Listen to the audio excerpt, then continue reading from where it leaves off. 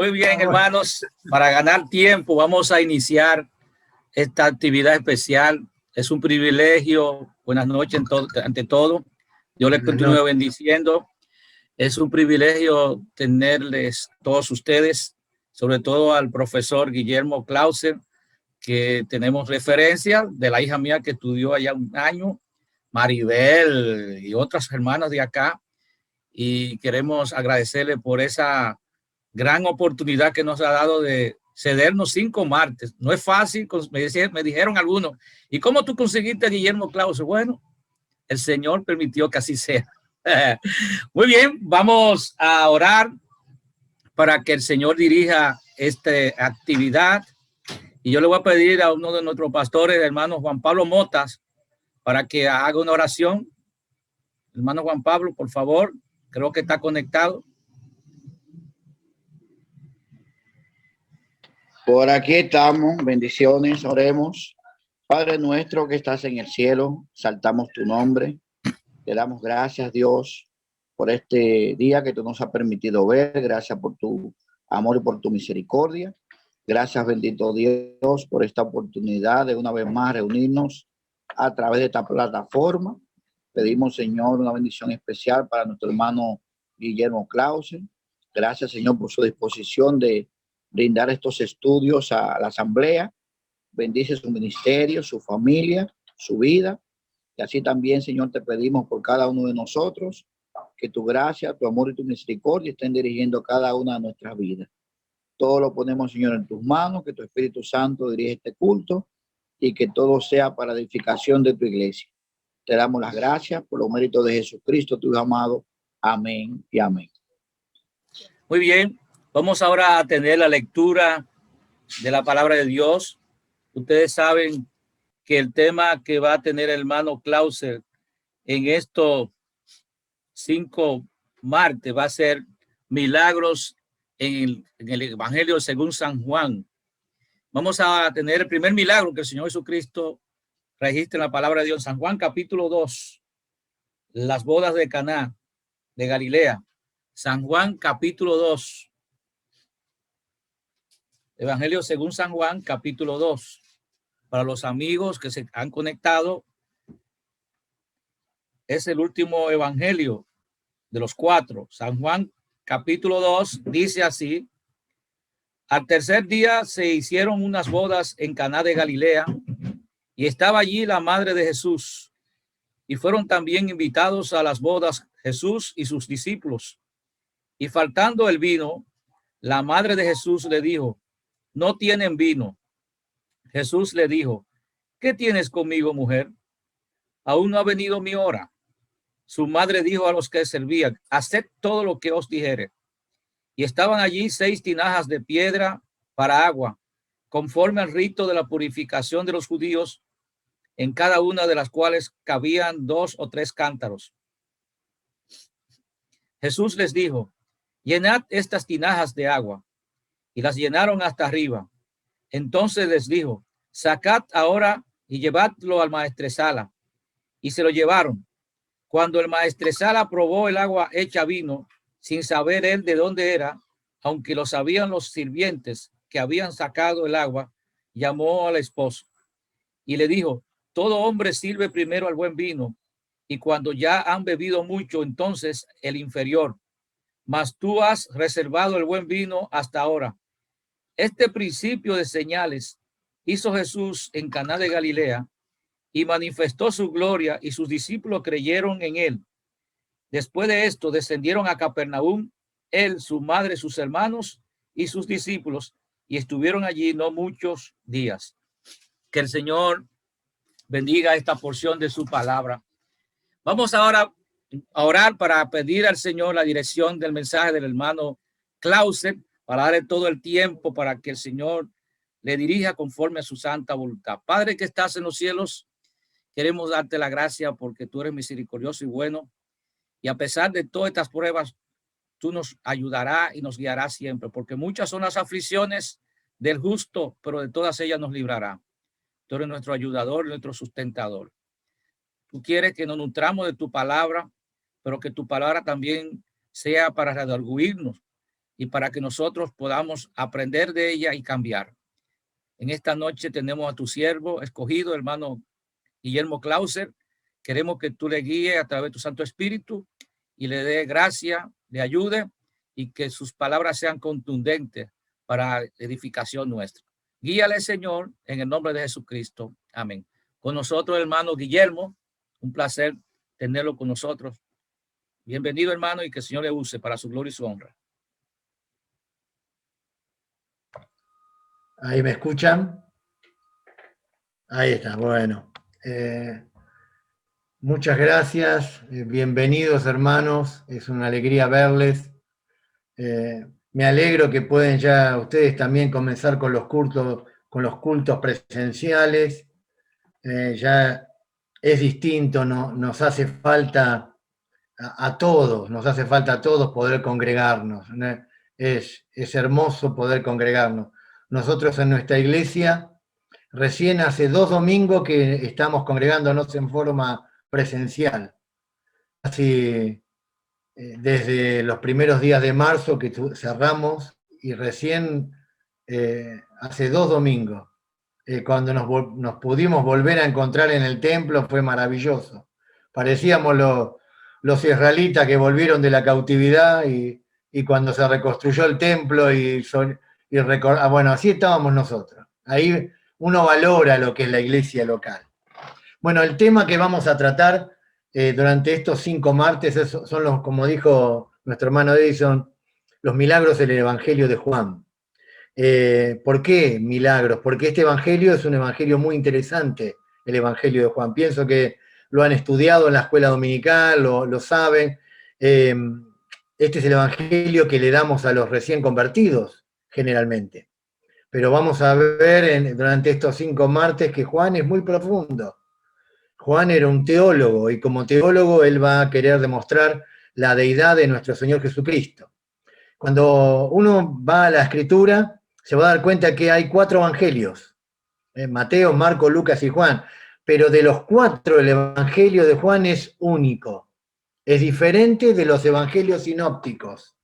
Mateo, Marcos y Lucas son llamados evangelios sinópticos. ¿Por qué se llaman sinópticos? La palabra sinópticos significa desde un mismo punto de vista. O sea, lo que están haciendo es Mateo, Marcos y Lucas ven la vida del Señor Jesucristo de una manera similar. Cada uno le da su propio énfasis, pero tanto Mateo como Marcos como Lucas lo toman al Señor Jesucristo y lo enfocan de una manera similar y le dan un énfasis que lo distingue. En cambio, Juan es completamente distinto. Cuando vamos a los evangelios, Mateo lo presenta, y todos sabemos, al Señor Jesucristo lo presenta como un rey. Es el rey profetizado en el Antiguo Testamento. Marcos lo presenta como un siervo. Lucas, no cualquier siervo, sino que es el siervo obediente. Lucas lo presenta al Señor Jesucristo como un hombre. No es cualquier hombre, es el hombre perfecto. Fíjense que un rey, un siervo, un hombre, son características humanas.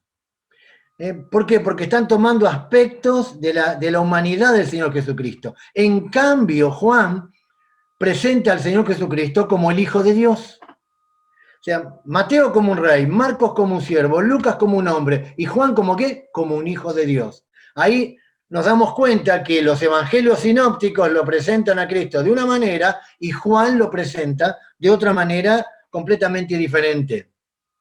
Las palabras claves en estos evangelios son también muy importantes, porque cuando uno va a Mateo y lee Mateo, se va a dar cuenta que una palabra que se repite constantemente en el evangelio de Mateo es para que se cumpla o para que se cumpliese. Estoy seguro que usted está recordando la lectura de Mateo y ahí va a recordar que en varias oportunidades Mateo al escribir dice para que se cumpla ¿qué? Las escrituras. Claro, Mateo va a demostrar a través de las escrituras del Antiguo Testamento que Cristo era el Mesías profetizado. Mateo utiliza 98 citas del Antiguo Testamento. Es más que todas las citas que usa Marcos, Lucas y Juan. ¿Me va siguiendo? 98 citas, es más que los otros 3 evangelios. Mateo cita la ley, los salmos, los profetas, él cita toda la escritura. Ahora, ¿por qué menciono esto? Porque es interesante. Recuerden que Mateo era un cobrador de impuestos, era un publicano. O sea, era odiado por su propio pueblo. Posiblemente Mateo hizo sus estudios en forma personal. Él no podía ir a una sinagoga, porque los propios judíos lo odiaban a él, porque él trabajaba para el enemigo. Entonces vemos que Mateo, aún a pesar de que no tenía la instrucción de una sinagoga, él tomó las escrituras y profundizó en ellas. Marcos, las palabras claves que van a aparecer en Marcos son luego o inmediatamente. Son palabras, si usted se fija en el Evangelio de Marcos, son relatos cortos, y termina Marcos y dice, luego el Señor Jesucristo hizo eso, o inmediatamente. ¿Por qué? Porque Marcos presenta al Señor Jesucristo como un siervo. ¿Y la función del siervo cuál es? Obedecer. Termina una tarea e inmediatamente hace otra. Lucas, la palabra clave, en Lucas, las palabras clave que van a sobresalir, si usted presta atención, Lucas lo presenta al Señor Jesucristo como ¿quién? Como el Hijo del Hombre. Porque el Hijo del Hombre, dice Lucas, no vino para ser servido, sino para servir y para dar su vida. O sea, ese es un título mesiánico. Y Juan, las palabras claves en Juan, que son muy, muy importantes, son 3. Una es señales, otra es creer, y otra palabra es vida. Y después vamos a ver un versículo que nos muestra estas palabras. Las palabras claves en Juan son señales, creer y vida. ¿A quién le escribieron cada uno de ellos? Mateo, todos sabemos que le escribió a los judíos. Marcos le escribió a los romanos. Lucas le escribió a los griegos. Pero ¿a quién le escribió Juan? Juan le escribió al mundo entero. O sea que acá tenemos un evangelio que fue escrito para el mundo entero. La idea sobresaliente del evangelio de Juan es la misma gloria de Dios. O sea, aquí tenemos una introducción al evangelio de Juan. Ahora, mientras que los evangelios sinópticos, Mateo, Marcos y Lucas, nos hablan de los eventos en la vida del Señor Jesucristo, porque cuando usted lee el evangelio, se va a dar cuenta que el evangelio, en esos pocos capítulos, va a tomar el ministerio del Señor Jesucristo, y en realidad toma los 3 años de ministerio. Lucas nos va a dar algunos datos de su niñez, y Mateo también nos va a dar algo de su niñez. Pero en realidad los evangelios sinópticos tratan de los eventos en la vida de nuestro Señor Jesucristo. Los milagros que hizo, lo que enseñó. En cambio, Juan va un paso más.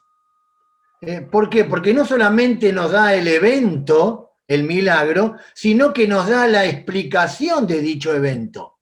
A ver si me entienden. Por ejemplo, le doy un ejemplo.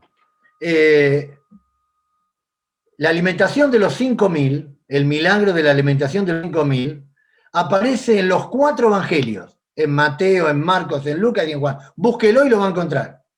Pero solamente Juan da el discurso del pan de vida.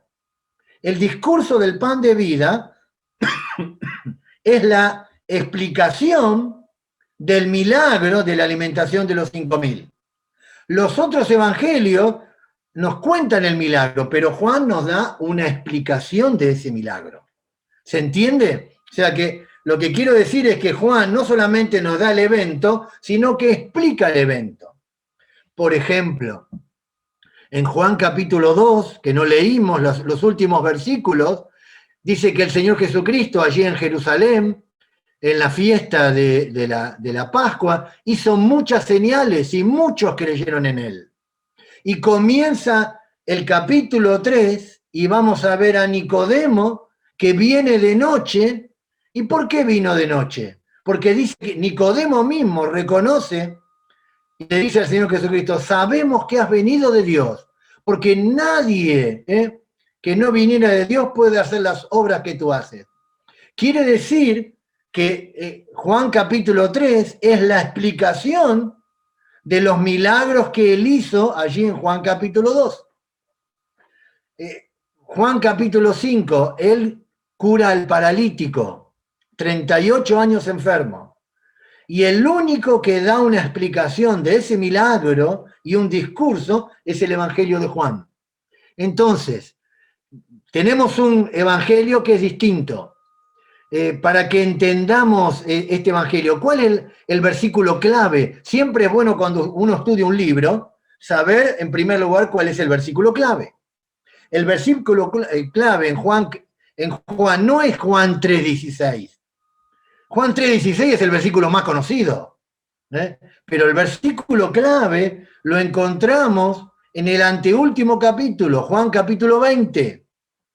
En Juan capítulo 20, versículo 30 y 31, usted encuentra la clave para entender el Evangelio de Juan. Estos son los versículos claves. Esta es la llave que a usted le enseña sobre el Evangelio de Juan. Fíjese lo que dice. Juan capítulo 20, versículo 30 y 31 dice: hizo además Jesús muchas otras señales en presencia de sus discípulos, las cuales no están escritas en este libro. O estas se han escrito para que creáis que Jesús es el Cristo, el Hijo de Dios, y para que creyendo tengáis vida en su nombre. Si usted presta atención, acá va a encontrar las 3 palabras claves del Evangelio de Juan. Fíjense, la primera de ellas, señales. Hizo Jesús muchas otras señales, subrayenlo en la Biblia. En presencia de sus discípulos, las cuales no están escritas en este libro. Versículo 31, pero estas se han escrito para que creáis. La segunda palabra clave. Fíjense que la primera era señales, la segunda palabra clave era creéis.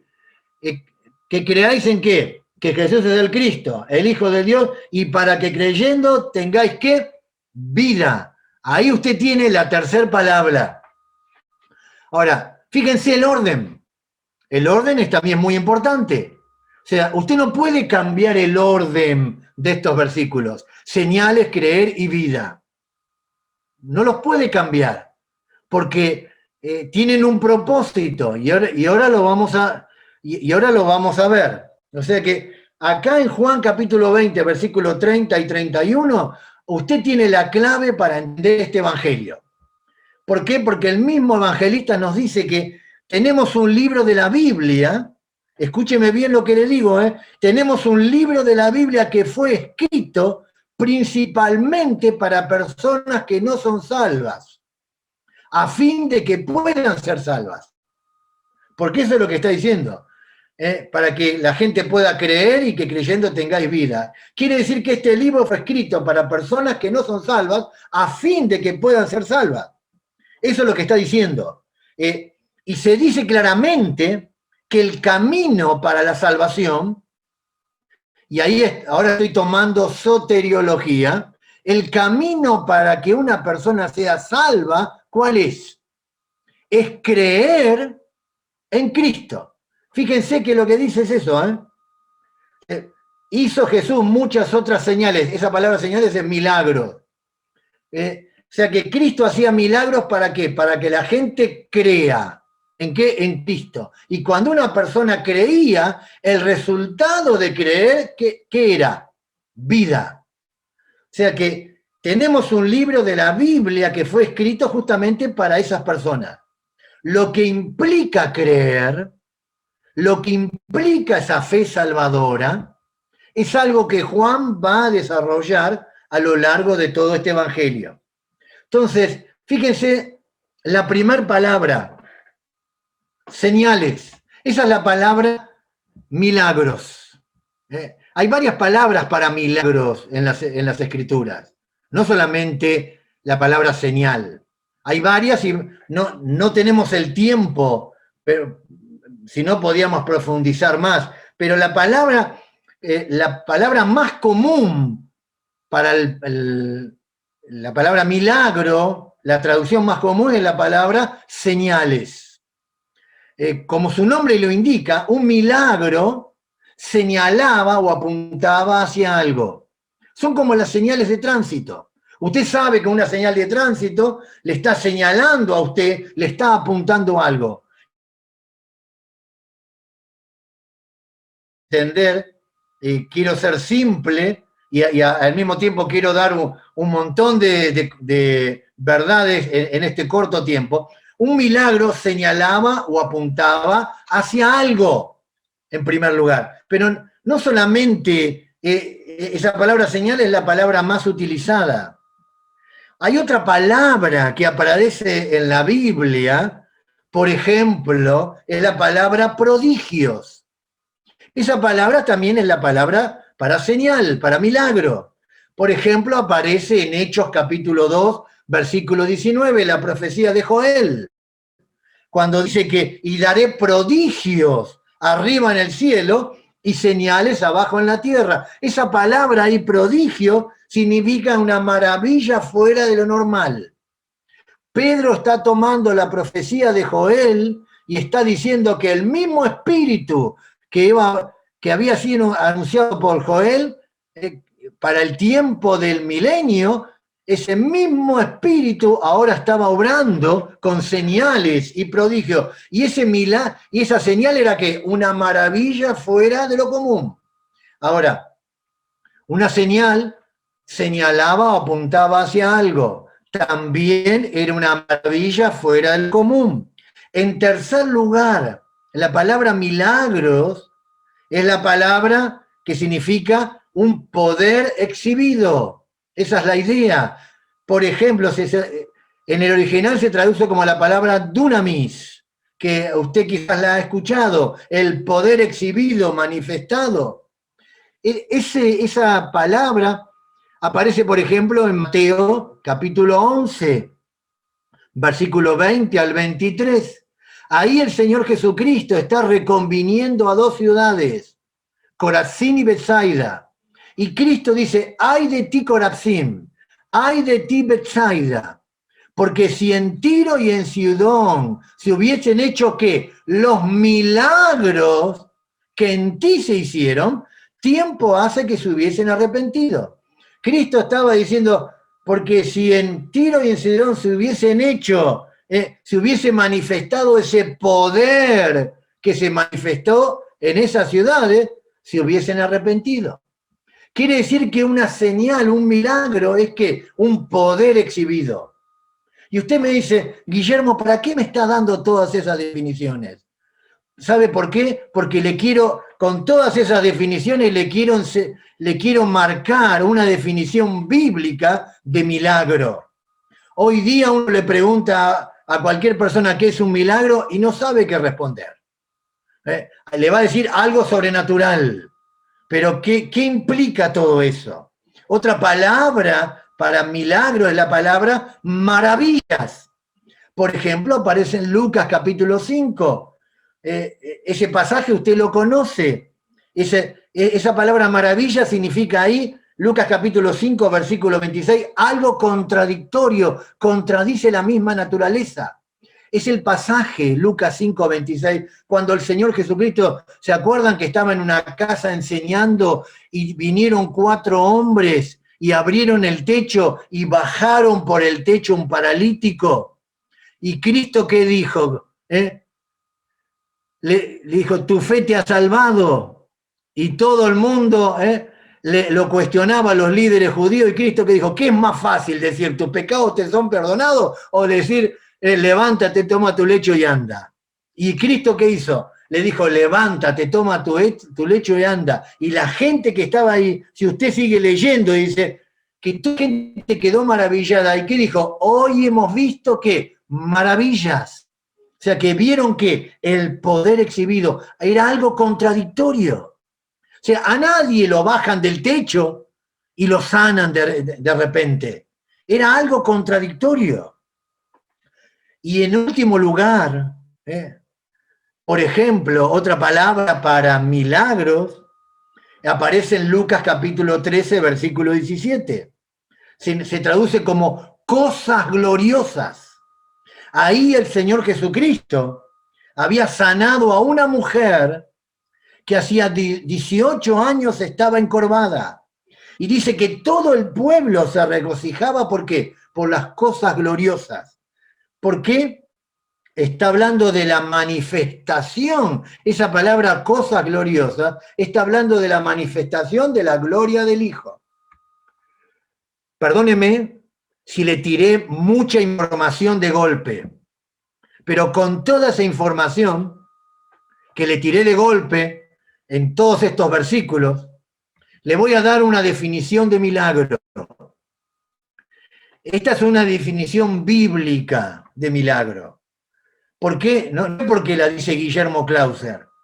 No. Lo que estoy haciendo es, estoy tomando todos los versículos que la Biblia habla, las diferentes palabras que la Biblia menciona para milagro, las estoy uniendo y ahí encontramos una definición de milagro. ¿Qué es un milagro, entonces? Un milagro es una señal fuera de lo común, una manifestación de poder en contra de la naturaleza con el propósito de manifestar la gloria del Hijo. Ahí tiene una definición de milagro. Se lo vuelvo a repetir. Un milagro es una señal, es algo fuera de lo común, algo contradictorio a la propia naturaleza, con el único propósito de manifestar la gloria del Hijo. Quiere decir que Cristo hizo milagros, ¿para qué? Para manifestar su gloria. Un milagro en sí mismo no es importante, si no produce un efecto en la persona. Cristo hacía milagros, ¿por qué? Porque estaba manifestando su gloria. Él quería, recuerde Juan capítulo 20, hizo Jesús muchas otras señales, las cuales no están escritas en este libro, pero estas se escribieron ¿para qué? Para que creáis. Quiere decir que el milagro tenía como propósito que la gente crea. O sea, hoy día estamos muy confundidos con todo lo que es milagro. Hay milagros de sanidades, milagros de dones, de lenguas, milagros de un montón de situaciones.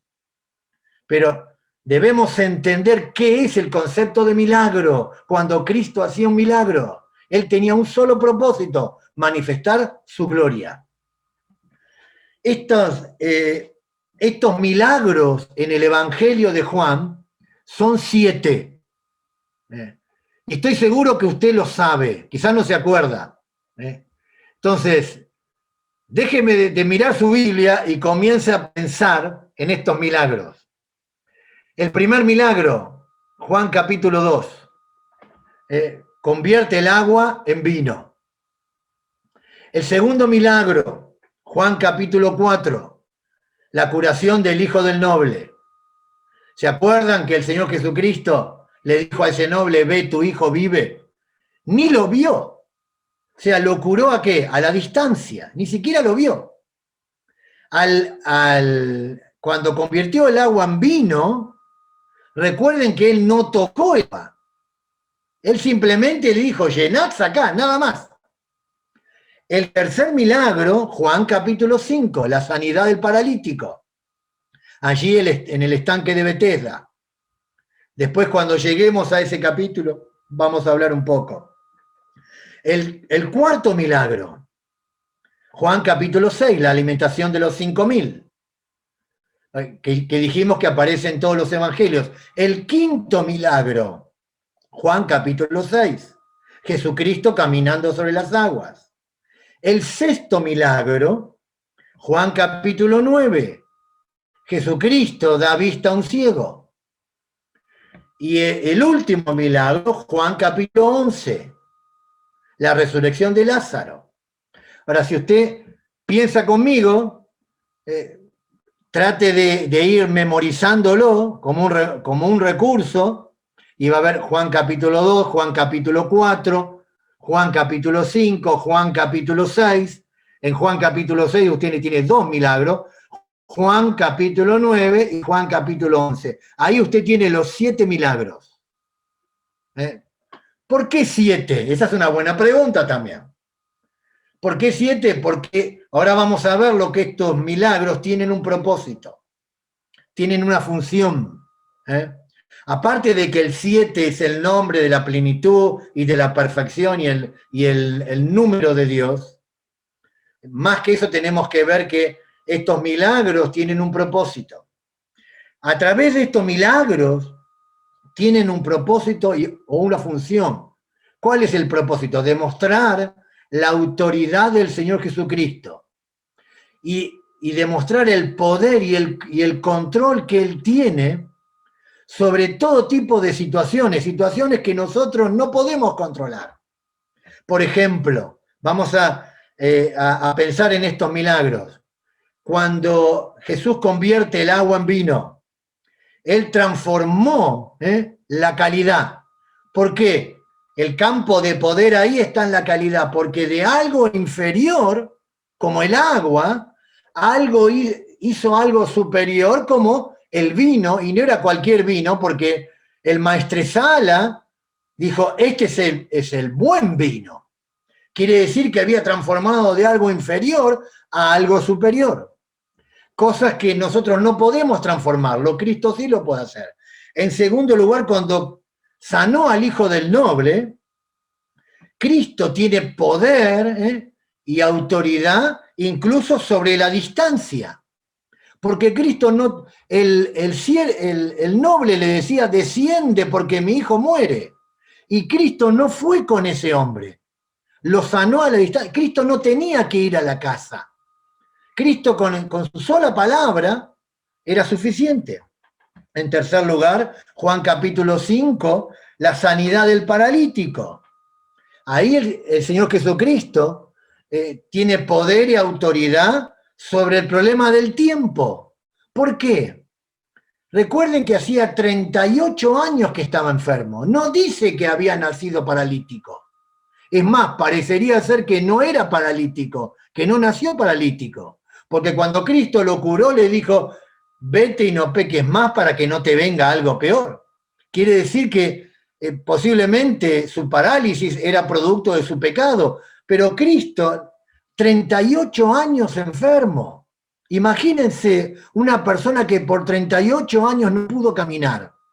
Sus músculos estaban completamente atrofiados. Sus piernas ya no tenían ningún tipo de fortaleza. Y de repente, Cristo lo transforma en un instante. En cuarto lugar, la alimentación de los 5.000. Para Cristo era lo mismo alimentar a una pequeña cantidad de personas como también a 5.000 personas. No era problema la cantidad. Y en otra oportunidad, Él va a alimentar a 4.000. Quiere decir que el problema de la cantidad para Cristo no era problema.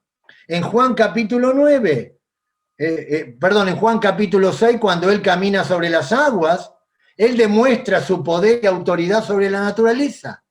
En Juan capítulo 9, cuando da vista al ciego, Cristo muestra su poder sobre la desgracia humana. ¿Por qué? Porque este hombre había nacido ciego. Y recuerden que los discípulos le habían preguntado al Señor Jesucristo, Maestro, ¿quién pecó? ¿Este o sus padres para que haya nacido ciego? Ellos pensaban que la enfermedad era producto del pecado. En lugar de compadecerse de la persona, estaban tratando un problema teológico. O sea, y Cristo trató la desgracia humana. Cristo no vino a dar una explicación del pecado. Cristo vino a perdonar el pecado, a tratar de transformar a las personas y cambiarlas por completo. Y en último lugar, la resurrección de Lázaro, el poder sobre la propia muerte. Entonces, usted tiene ahí 7 milagros. Fíjense, transformar la calidad, el problema de la distancia, en tercer lugar el problema del tiempo, en cuarto lugar el problema de cantidad, en quinto lugar la naturaleza, en sexto lugar la desgracia humana y en séptimo lugar la muerte. Ahí tiene 7 milagros. Y ahí vemos que el Señor Jesucristo es capaz de suplir todas y cada una de nuestras necesidades. A través de estos milagros que usted ve acá, ve todo el campo de necesidades de los seres humanos. Y en todo ese campo de necesidades, el Señor Jesucristo tiene el control. Tiene el control absoluto. A través de estos milagros también, ¿por qué 7? ¿Por qué 7? Porque esos 7 milagros nos dan un cuadro perfecto de la salvación. Trate de pensar conmigo en los milagros. Fíjense, a través de esos 7 milagros usted va a ver un cuadro de lo que es la salvación. La salvación viene, en primer lugar, viene por la palabra, por la fe y por la gracia de Dios. Usted estará de acuerdo conmigo, ¿no? Que la salvación viene por la palabra, por la fe y por la gracia de Dios. Por la palabra, Jesucristo habló, Juan capítulo 2, y transformó el agua en vino. Por la fe, le dijo al noble, ve, tu hijo vive. Y ese hijo se sanó. Y por la gracia de Dios, miró a ese paralítico y le dijo, ¿quieres ser sano? Ahí vemos la gracia de Dios brillando en todo su esplendor. La salvación entonces viene por la palabra, por la fe y por la gracia de Dios. Pero cuando la salvación llega a nuestras vidas, ¿qué trae la salvación? Y usted va a coincidir conmigo, que lo primero que la salvación trae a su corazón es ¿qué? Paz. Usted en el momento que aceptó a Cristo como Salvador personal tuvo paz en su corazón. ¿Se acuerdan? Juan capítulo 6. Jesucristo caminando sobre las aguas. En medio de esa tormenta, los discípulos pensaron que morían y de repente ven al Señor Jesucristo caminando sobre las aguas. ¿Y qué le dice? Paz a vosotros. La salvación trae paz. En segundo lugar, la salvación a nuestra vida trae luz. Recuerden que antes estábamos muertos en delitos y pecados. Éramos por naturaleza hijos de ira, estábamos en tinieblas. Y cuando aceptamos a Cristo, o sea, es como que se quitó una venda de nuestros ojos. Vimos la luz del Evangelio. Hermano, nunca se olvide de esa época. Los años en el ministerio nos hacen olvidar, pero nunca se olvide cuando Cristo lo salvó. Su corazón tuvo paz, tuvo luz, pero en tercer lugar, ¿usted qué tuvo? Vida. Vida. Antes estaba muerto, ahora tenía vida. Juan capítulo 11. La resurrección de Lázaro. O sea que la salvación viene por la palabra, Juan capítulo 2, por la fe, Juan capítulo 4, y por la gracia de Dios, Juan capítulo 5. Trae paz, Juan capítulo 6. Trae luz, Juan capítulo 9. Trae vida, Juan capítulo 11. Pero hasta ahí tenemos 6 milagros. Le falta un milagro. El milagro que no nombramos es el de la alimentación de los 5.000, Juan capítulo 6. ¿Cómo llega la salvación a nuestra vida? A través de personas. Dios podía haber utilizado ángeles. Dios podía haber utilizado un arcángel, pero Dios decidió utilizar personas. Cuando Dios tomó el pan, lo partió, lo bendijo y lo dio a los discípulos tuvieron que repartirlos. Y eso es lo que hacemos nosotros, queridos hermanos. Somos personas que hemos encontrado el lugar donde hay pan. Y tomamos ese pan, que es la palabra de Dios, y es nuestra responsabilidad llevarlo a personas que están hambrientas. Por eso tenemos 7 milagros, porque cuando me inclino así, estoy mirando el horario, para no pasarme, hermanos. Espero no aturdirles con tantas cosas. Entonces, en primer lugar, señales. La segunda palabra que encontramos acá es creer. La palabra es tan importante. Creer, ¿en qué tengo que creer para ser salvo? Tengo que creer en Cristo, nada más. Qué hermosa que es la salvación. Qué hermosa que es la salvación. Yo tengo que creer. Lo que implica creer, esa palabra creer significa, está hablando de la entrega de la voluntad de la persona. Fíjense que primero vienen señales. Señales me habla justamente de la revelación de Dios. Dios da señales para que la gente observe. Señales. Primero da una revelación. En segundo lugar, la persona cree. Hay una reacción ahí. Pero hay una tercera palabra, que es la palabra vida. Vida. Esa es una palabra muy interesante. En la Escritura usted va a encontrar varias palabras para vida. Esta es la palabra, acá es la palabra vida, acá es la palabra zoe. Está hablando de una vida singular. Está hablando de una vida que es distinta. Está hablando de la vida eterna. La mejor definición que yo encuentro de vida eterna, la encuentro acá en Juan capítulo 17, versículo 3. Y esta es la vida eterna, que te conozcan a ti, al único Dios verdadero, y a Jesucristo a quien tú has enviado. Siempre nosotros le decimos a las personas que vida eterna es una existencia sin fin. No está mal. No está mal. Amén. Gloria a Dios por eso. Ya hoy, en este momento, usted al tener a Cristo en su corazón, usted tiene vida eterna. Pero no tiene que esperar hasta morir para disfrutar de esa vida eterna. Porque Cristo dice, y esta es la vida eterna, que te conozcan a ti, el único Dios verdadero, y a Jesucristo a quien tú has enviado. Quiere decir que la vida continua, que la vida eterna es una vida que continua. O sea, hoy tenemos vida eterna, es una vida de contacto. Hermano, es su responsabilidad y mi responsabilidad cada día ir delante de la presencia de Dios y disfrutar de esa vida eterna. Tenemos contacto con Dios. Es una vida de crecimiento, porque lo que usted sabe hoy de Dios le alcanza para hoy, pero no para mañana. Usted mañana tiene que tener el mismo deseo de conocerle más, a fin de conocerle. Y el poder de su resurrección, dijo Pablo. O sea, cada día tengo que conocerle. Pero también es una vida de conquista. La vida eterna me da a mí la autoridad para vivir una vida victoriosa. Con eso en mente, tenemos unos minutos para hablar de Juan capítulo 2, el primer milagro, las bodas de Caná de Galilea. Nuestro hermano Edison hizo la lectura bíblica. Es interesante, este es el primer milagro. Juan comienza su ministerio en el norte, allí en Caná de Galilea.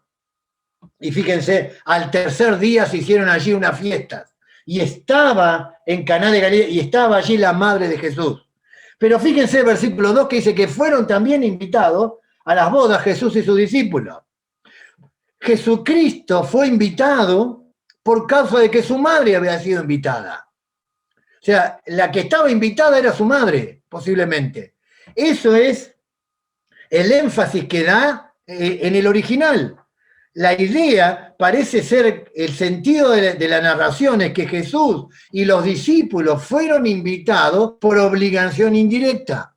La que había sido invitada era María. Y de repente llegaron Jesús con los discípulos y como María había sido invitada, posiblemente Jesús y sus discípulos también fueron invitados. Esa sería la idea que vamos a encontrar acá. Quizás no esté muy de acuerdo con esta aplicación, pero si usted estudia el énfasis de este versículo se va a dar cuenta. Y fíjense lo que hace María. Dice que faltó el vino.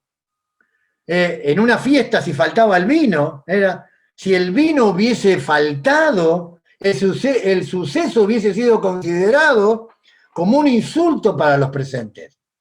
Entonces María, ¿qué le va a decir al Señor Jesucristo?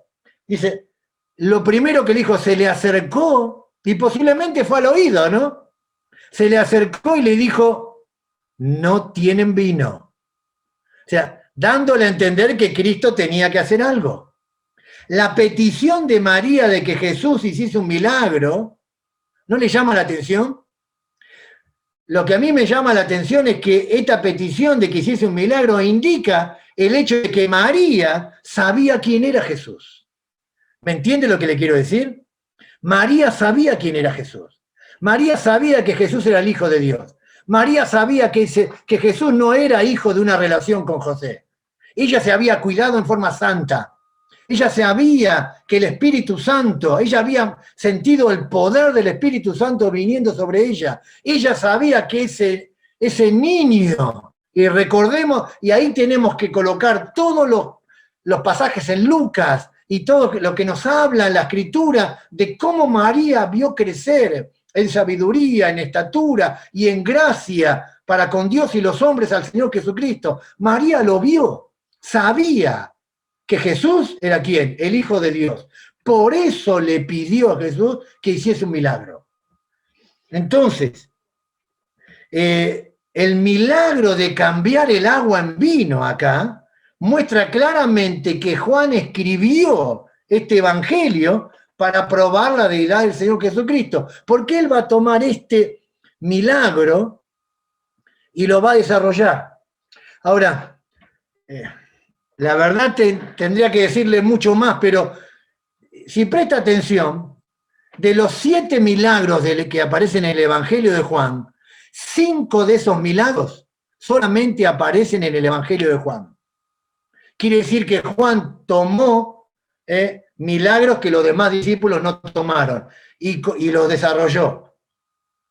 Ahora, estos 7 milagros nos muestran cómo un pecador se salva. Y dijimos que un pecador se salva, en primer lugar, ¿por qué? Por la palabra de Dios. Y eso es lo que vamos a ver acá.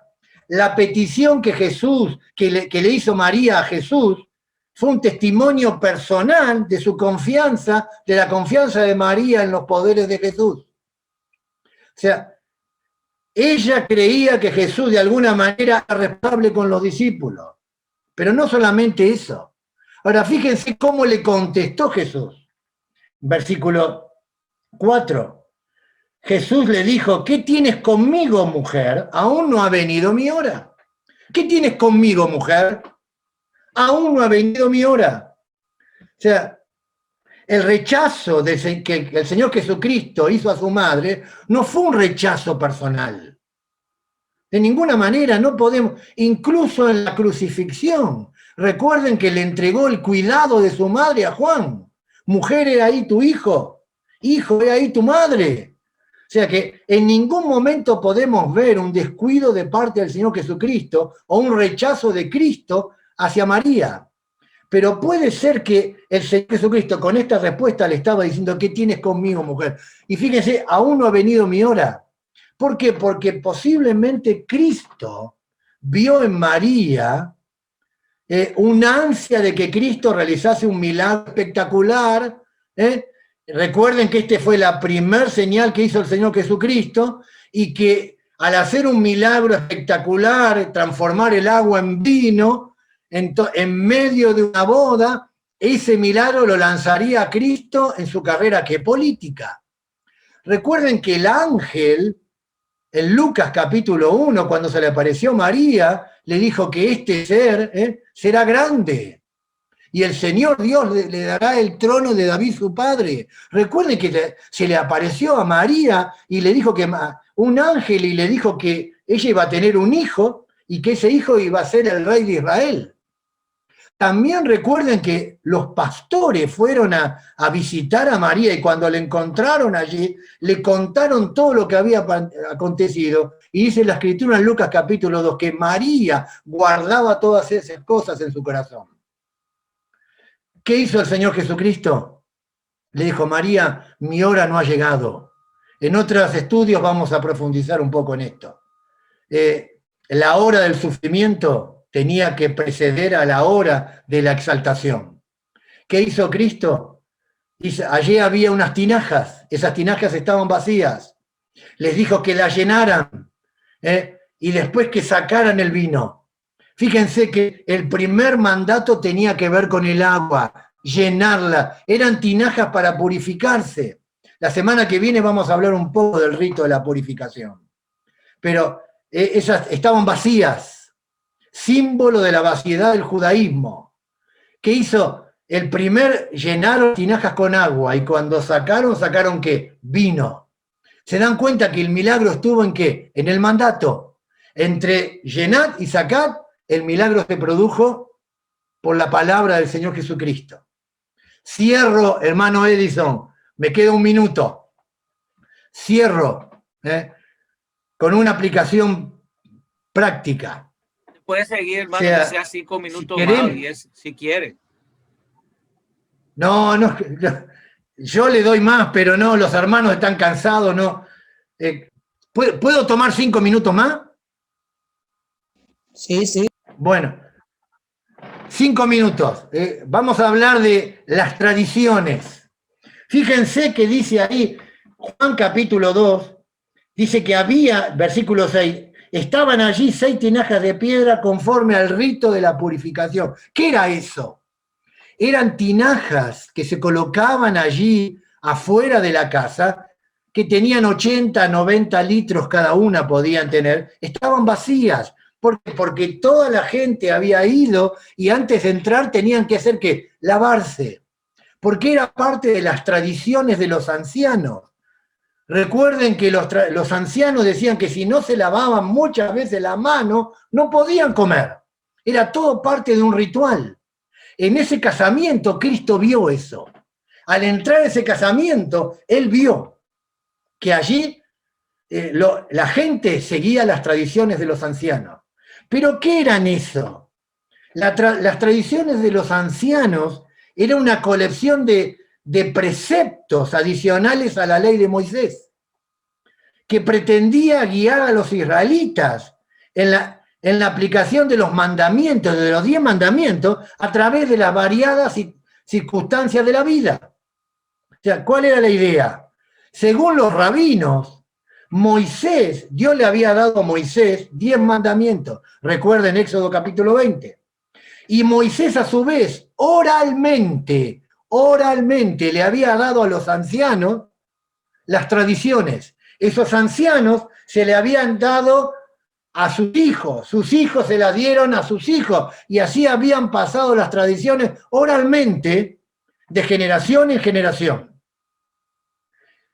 Y el problema era que estas tradiciones tenían tanta poder o más fuerza que la misma ley.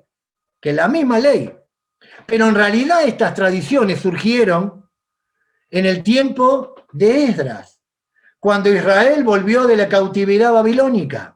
Recuerden que las 10 tribus del norte jamás volvieron. Se fueron en el 722 para Siria, pero jamás volvieron. En cambio, las tribus del sur sí volvieron.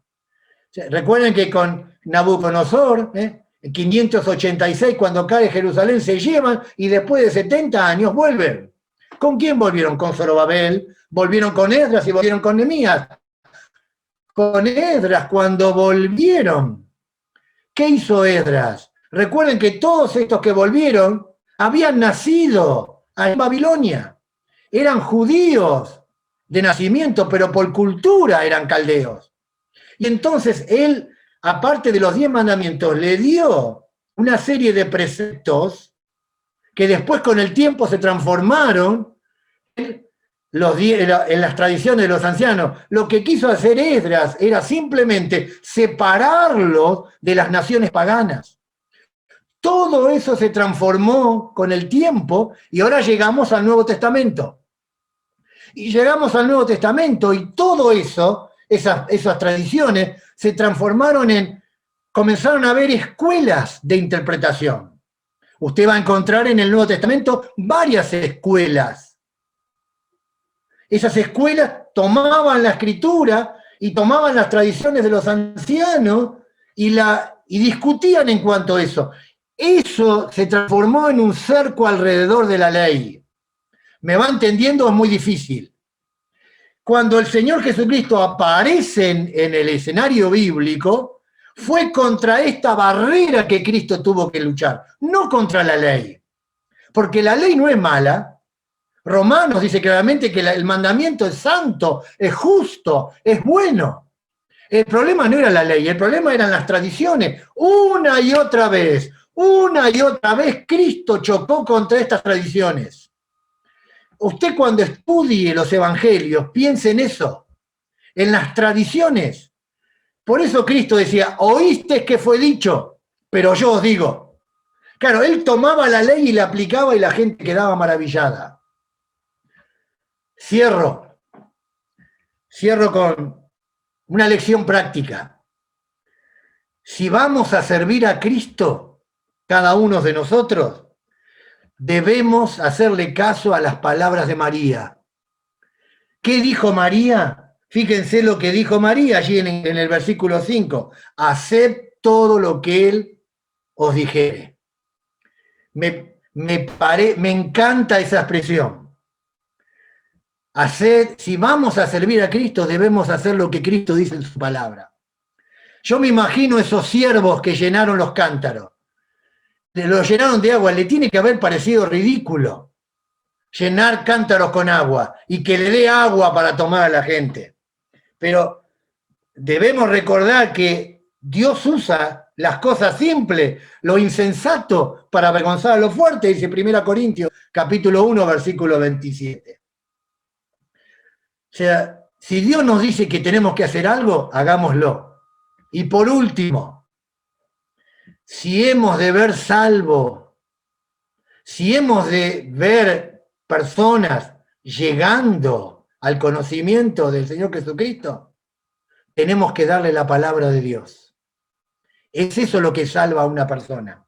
¿Qué tenemos que hacer para que una persona sea salva? Tenemos que darle la palabra de Dios, la predicación y la enseñanza de la palabra de Dios.